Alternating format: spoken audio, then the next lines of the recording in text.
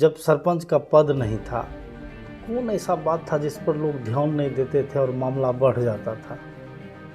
तो अभी जो माहौल समाज का बना हुआ है, पति पत्नी में सामंजस्य नहीं है, जिसके कारण संबंध टूट रहा है। तो सबसे नीचे तबके के लोगों के लिए, समाज के अंतिम पायदान पर जो लोग हैं, उनको सरकारी योजना दिलाने के दिशा में क्या पहल करते हैं आप? देखिए, ये तो विकास का काम तो मुखिया जी का, लेकिन फिर भी हम लोग पदाधिकारी से संपर्क करके हर प्रयास करते हैं गरीब को इंदिरा आवास मिले। मृत्यु भोज हो या शादी विवाह हो, फिजूल खर्च के कारण लोग बहुत पीछे जा रहा है, और वही खर्च बच्चे के पीछे लगाएगा तो बहुत बेहतर होगा। पंचायत करने में कभी डर भी लगता है? नहीं, हमको डर नहीं लगता है। कि हम कोई कड़ा स्टेप लेते हैं। कोई दबंग टाइप का आदमी है, गांव में भी दबंग लोग होते होता है, लेकिन हम अपने आप को संतुष्ट बुझते हैं, हम अपने आप को अपने दबंग। दर्शकों नमस्कार।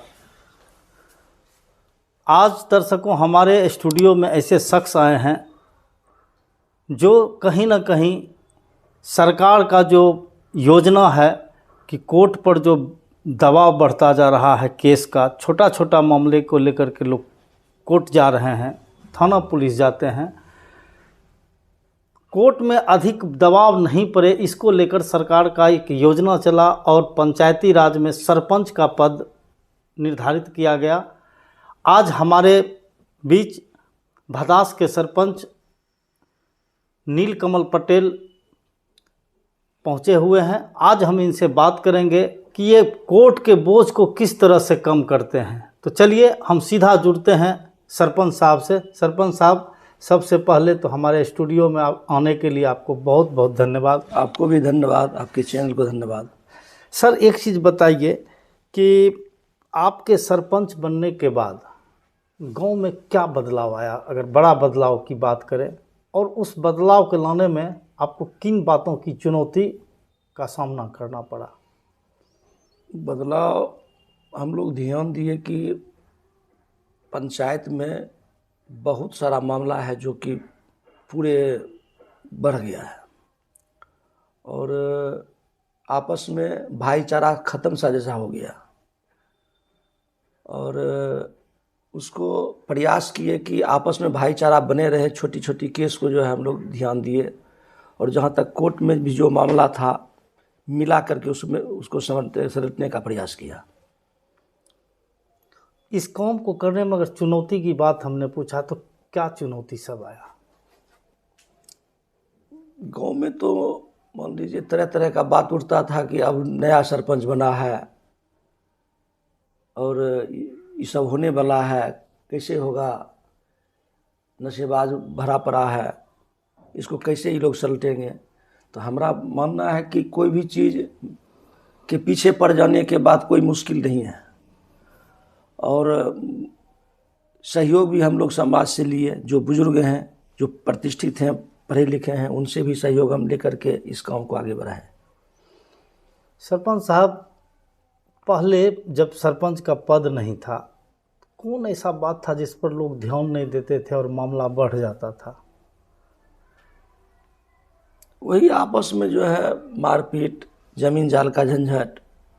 लोग, हम तो शुरू से ही, हमारे पिताजी, मेरे चाचा जी भी इसी सामाजिक लाइन से जुड़े हुए थे।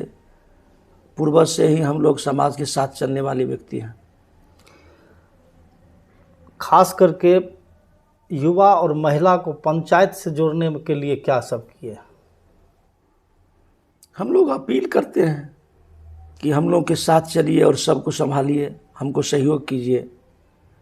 और जहाँ तक महिला की बात है, तो अभी जो माहौल समाज का बना हुआ है, पति पत्नी में सामंजस्य नहीं है, जिसके कारण संबंध टूट रहा है। और जहाँ तक होता है, हम लोग उसके ससुराल तक जाकर के इसका समाधान करने का प्रयास करते हैं, करते भी हैं, हो भी जाता है। यही सब है। सरपंच साहब, आपने दो बात कहा कि पति पत्नी में सामंजस्य नहीं है, और नशा सरकार के द्वारा तो बिहार में पूर्ण बैन लगा दिया गया है। इसके बावजूद आए दिन देखते हैं कि शराबी पकड़ा रहे हैं, शराब से जुड़े कारोबारी पकड़ा रहे हैं। इसको रोकने के लिए और परिवार में जो सामंजस्य नहीं बैठ रहा है पति पत्नी के बीच, इसको कैसे दूर किया जाएगा? इस तरफ कुछ आपका सुझाव है तो बताइए। नशा भी एक कारण है इसका, कि मान लीजिए 500 रुपया कमाता है तो 300 रुपया खर्च कर देता है नशा में, जिसके कारण पारिवारिक सामंजस्य भी नहीं बन पाता है, चूँकि मेंटेनेंस में कहीं ना कहीं दिक्कत होती है, जिसके कारण उसके कारण भी संबंध टूटता है। दूसरा कारण पूछे तो क्या होगा? दूसरा कारण है कि समाज को इस ओर ध्यान ही नहीं है। सिर्फ अकेला सरपंच मुखिया जो भी जनप्रतिनिधि हैं उससे तो नहीं होगा, लेकिन समाज का सहयोग कम मिल पाता है। सरपंच साहब, सामंजस्य की बात आपने कहा, तो जिस तरह से पहले होली, दशहरा या किसी भी पर्व त्योहार में सब एक दूसरे के पास जाते थे, अब भय खाते हैं जाने से। हम लोग प्रशासन को साथ लेकर के घूमते थे उस दिन, काहे कि उस दिन 2-4 गो फोर्स जो है वहाँ कैंप करता था, उसके साथ हम लोग गांव घूमते थे। होली के दिन सबसे मिलते जुलते थे, निवेदन करते थे कि आपस में मिलजुल के अपना पर्व मनाइए, शांति से अपना पर्व को निभाइए, भाईचारा को लेके चलिए। अभी जिलाधिकारी के द्वारा हो या थाना के द्वारा हो, जनता दरबार लगाया जाता है और उसमें जनता के समस्याओं को सुना जाता है। बहुत ऐसे लोग हैं जिनको कि सरकारी योजना का लाभ नहीं मिलता है, तो सबसे नीचे तबके के लोगों के लिए, समाज के अंतिम पायदान पर जो लोग हैं, उनको सरकारी योजना दिलाने के दिशा में क्या पहल करते हैं आप? देखिए, ये तो विकास का काम तो मुखिया जी का, लेकिन फिर भी हम लोग पदाधिकारी से संपर्क करके हर प्रयास करते हैं गरीब को इंदिरा आवास मिले, गरीब को पेंशन मिले, बच्चे को सही शिक्षा मिले, इसके लिए हम लोग पहल करते हैं। अगर फिर से आपको मौका मिले, अब तो चुनाव होने वाला है, सर पे चुनाव है, किसी भी दिन घोषणा होगी और सरकार का नियम के अनुसार आचार संहिता भी लगेगा, फिर से अगर आप सरपंच बनते हैं तो सबसे पहले किस काम पर ध्यान देंगे? पहला तो नशा मुक्त पंचायत हो, दूसरा कि मृत्यु भोज पर बैन लगे, तीसरा है कि शादी में जो फिजूल खर्च होता है उस पर हम लोग रोक लगाने का प्रयास करेंगे। ये 3 काम करेंगे। 3 काम करेंगे। और सरपंच साहब, हम आपको बधाई देते हैं कि ये तीनों काम जिस दिन समाज में लागू हो जाएगा, तीनों काम जिस दिन से लोग अपनाने लगेंगे, तो समाज निश्चित रूप से खुशहाल होगा। क्योंकि खर्चीला शादी आदमी को दरिद्र बना देता है, इसे विद्वान का कहना है, बड़े बड़े समाज सुधारक और समाज के बारे में सोचने वालों का कहना है। तो इस दिशा में पहल करेंगे। और दूसरी कि पूर्ण रूपेण से शराबबंदी हो जाए, नशा मुक्त आपका समाज हो जाए, गांव हो जाए, तो पूरे पंचायत में इसके लिए आपको बड़े लेवल पर जागरूकता की ज़रूरत पड़ेगी और इसमें युवा और महिला दोनों को साथ लेना पड़ेगा। इसके लिए आप क्या करेंगे? प्रबुद्ध व्यक्ति से बैठक करके इस पर पहल करेंगे। पहले इसका बैठक हम लोग करेंगे, जो भी शिक्षित और बुद्धिजीवी व्यक्ति हैं उनके साथ हर वार्ड से चयनित करके बैठक करके इस पर विचार करेंगे, तब हो पाएगा ये। और मृत्यु भोज की जहाँ तक बात है, तो मृत्यु भोज में लोग जिनके पास सामर्थ्य है वो तो दिखावा करते हैं कि हमारे पिताजी मरे या माताजी मरे, सब कुछ उन्हीं का दिया हुआ है, तो हम 5 प्रकार का मिठाई, 10 प्रकार का मिठाई खिलाएंगे। स्टेटस बनाने के लिए लोग भोज करते हैं, लेकिन उन्हीं का अनुसरण करते हुए मध्यम वर्गीय लोग या गरीब परिवार के लोगों को कर्ज और ज़मीन तक बेचना पड़ता है। तो इसके लिए भी आपको जागरूकता की ज़रूरत होगी, लोगों में अवेयरनेस हो। तो पूरे ज़िला में इस तरह का अगर मामला हो तो जिलाधिकारी से, पुलिस कप्तान से सहयोग की बात कभी आवेदन दे करके या इस दिशा में कुछ पहल करेंगे? क्या करेंगे इस पर? डीएम साहब से मिलेंगे इस पर। देखो, डीएम साहब का तो अपना एक पावर है, जो कि कोई फरमान जारी कर सकते हैं, उनका तो अपना एक पावर है, उनसे सहयोग लेंगे ताकि पंचायत में, देखिए, मृत्यु भोज हो या शादी विवाह हो, फिजूल खर्च के कारण लोग बहुत पीछे जा रहा है। और वही खर्च बच्चे के पीछे लगाएगा तो बहुत बेहतर होगा, उसका उज्जवल भविष्य बनेगा। शिक्षा की बात करें तो आपके समाज में शिक्षा की क्या स्थिति है? स्थिति तो पहले से ठीक है, चूँकि हम लोग बीच बीच में स्कूल पर जा कर के भी हम लोग पहल करते हैं, गार्जियन से भी पहल करते हैं, शिक्षक लोगों से पहल करते हैं कि पढ़ाई लिखाई कैसा चल रहा है, अगर कोई विलम्ब से टीचर आता है तो क्यों आता है, पढ़ाता है कि नहीं पढ़ाता है, इस पर हम लोग आज से नहीं पूर्व से भी पहल करते आ रहे हैं। तो इसलिए इस सब पर हम पहले से पहल कर रहे हैं। खास करके स्कूल पर हम चाहे तो ऐसे तो मेरा पंचायत उत्तरी और दक्षिणी है भदास, लेकिन हम पूरे पंचायत भदास को लेकर चलते हैं, सभी स्कूल पर निगरानी रखते हैं। आज के युवा जो पढ़ाई से दूर होते जा रहे हैं,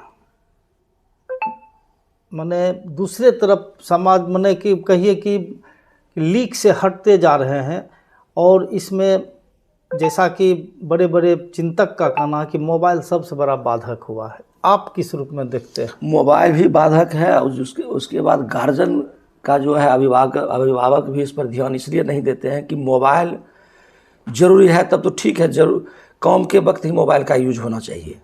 और रहा बच्चे को बिगड़ने की बात, तो जैसे 1500 रुपया अगर आप देते हैं ट्यूशन के नाम पर, तो वह ट्यूशन का पैसा शिक्षक के पास जाता है कि नहीं जाता है।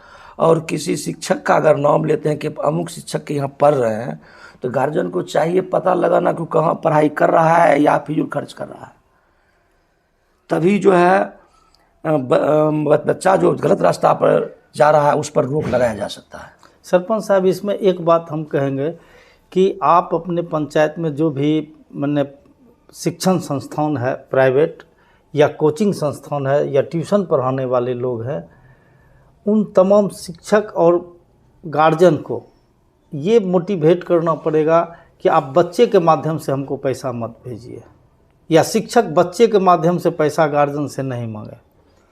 एक समय निर्धारित होना चाहिए, अगर आप नहीं दे सकते हैं तो आप शिक्षक से जाके मिलिए कि सर इस महीने हम पैसा नहीं दे पाएंगे, अगले महीना पैसा देंगे, ताकि बच्चा को पैसा से दूर करने की अगर बात करते हैं या उसको छानबीन करने की बात करते हैं, ट्यूशन में दिया या नहीं दिया, उस पैसा का कहीं गलत यूज नहीं कर लिया, तो हम बच्चे के हाथ में पैसा देंगे ही क्यों? असल है कि बच्चा के पीछे अभिभावक लोग टाइम नहीं दे पाते हैं, जिसके कारण बच्चा बिगड़ता है। दूसरा कि पैसा दे करके अपने आप को फ्री महसूस करते हैं, लेकिन वह बच्चा कहाँ जा रहा है उस ओर ध्यान अभिभावक लोगों को नहीं है। मोटा मोटी आपका ये कहना है कि बच्चे पर एकदम निगरानी करने की ज़रूरत है। हाँ, अभी जो माहौल है देखते हैं, पेपर में भी देता है और आए दिन हर पंचायत हर गांव में भी देखने को मिलता है कि बच्चा आज ये घटना हो गया, कल ये घटना हो गया, भाग गया। तो एक दिन का कहानी तो नहीं है, अगर नज़र पहले से रखा जाए तो ऐसा कभी नहीं होगा। अति विश्वास में भी विश्वासघात हो जाता है। अगर मान लीजिए उसका टाइम टेबल है कि 4 बजे आ जाना है, तो 4:30 क्यों बजा, इस पर गार्जियन को नहीं ध्यान देना है कि 4:30 क्यों बजा, इस पर अमल तो गार्जियन को करना होगा, तभी न बच्चा सतर्क होगा कि हम जो है टाइम टेबल जाएं, तो गलत रास्ता पर भटकेगा नहीं, गलत रास्ता पर जाएगा नहीं। सरपंच साहब, जिस तरह से कोर्ट पर केस का दबाव बढ़ता जा रहा है, उस हिसाब से जज या कर्मी नहीं है कोर्ट में। सरकार ने लोक अदालत के माध्यम से, राष्ट्रीय लोक अदालत के माध्यम से सुलहनीय वादों का निपटारा कर रहे हैं। उसके लिए बहुत बड़े लेवल पर प्रचार प्रसार किया जा रहा है, लोगों को मोटिवेट किया जा रहा है इसके लिए कि छोटी छोटी बातों को लेकर जो आप केस में हैं उसको सुलह करके ख़त्म कर लीजिए। बहुत केस तो आप लोग भी रोक देते हैं। अगर सरपंच पद नहीं होता, गांव में जज की भूमिका में आप नहीं होते, तब क्या होता केस की स्थिति कोर्ट में? तब तो जेल में जगह नहीं मिलता अगर हम लोग पहल नहीं करते तो। दूसरा बात है प्रचार प्रसार की बात, तो गांव का जो भी प्रबुद्ध व्यक्ति हैं, जब तक अमल नहीं करेंगे तो प्रचार प्रसार से कुछ नहीं होगा, जगाना होगा आप समाज को। पंचायत करने में कभी डर भी लगता है? नहीं, हमको डर नहीं लगता है, हम कोई कड़ा स्टेप लेते हैं। कोई दबंग टाइप का आदमी है, गांव में भी दबंग लोग होता है, लेकिन हम अपने आप को संतुष्ट बूझते हैं, हम अपने आप को अपने दबंग हैं। इसलिए दबंग है कि हम सही हैं, गलत रास्ते पर हम खुद नहीं चलते हैं तो डरते नहीं हैं। चाहे मेरा दोस्त हो, सगा संबंधी हो, कोई फर्क नहीं पड़ता है। जो सही होगा वही करेंगे। जो कुर्सी का जो सही जो होना चाहिए पावर का इस्तेमाल, उस सही जगह पर हम लोग करते हैं। कभी वैसे बाहुबली या दबंग या रसूख वाले लोगों के खिलाफ में फैसला दिए हैं और आपको धमकी मिला हो, ऐसा कोई घटना? नहीं, ऐसा कभी नहीं हुआ है। बाद में उनको भी सोचना और समझना पड़ता है कि जो किया वो सही किया। थोड़ा देर के लिए दिक्कत होता है उन लोगों को, लेकिन महसूस करते हैं। और हमको लगता है कि कोई जाति पाति का भेदभाव मेरे साथ नहीं होता है, न हम करते हैं। सबको लेके चलते हैं और समूचा समाज मेरे साथ रहता है, उसमें कोई दिक्कत नहीं है। कोई भेदभाव हम नहीं रखते, न समाज का लोग हमारे साथ रखते हैं। कोर्ट में तो वकील के द्वारा पक्ष और विपक्ष की बातों को रखा जाता है, लेकिन यहाँ पर वादी और प्रतिवादी, पंचायत में वादी और प्रतिवादी खुद वकील होते हैं और अपने अपनी बात को रखते हैं। तो आप डिफाइन कैसे करते हैं कि सच ये बोल रहा है और झूठ ये बोल रहा है? उसका जो है, अगर ज़रूरत पड़ता है तो हम लोग प्लॉट का निरीक्षण करते हैं, स्थलीय निरीक्षण। हाँ, खुद जाकर करते हैं। जबकि नियमावली में है कि नियमित सचिव और पंच को अधिकृत किया जाता है, लेकिन हम खुद जाकर के इंक्वायरी करते हैं, तह तक जाते हैं। चलिए, हमसे जुड़ने के लिए बहुत बहुत धन्यवाद। और अंत में जाते जाते भदास और खगड़िया की आम जनता को सरपंच होने के नाते क्या कुछ कहना चाहेंगे? हम तो यही कहेंगे, जो भी चुनाव में निर्णय लीजिए, सही व्यक्ति को चुनिए ताकि समाज का विकास हो सके और अपना विकास हो सके। चलिए, बहुत बहुत धन्यवाद आपको भी।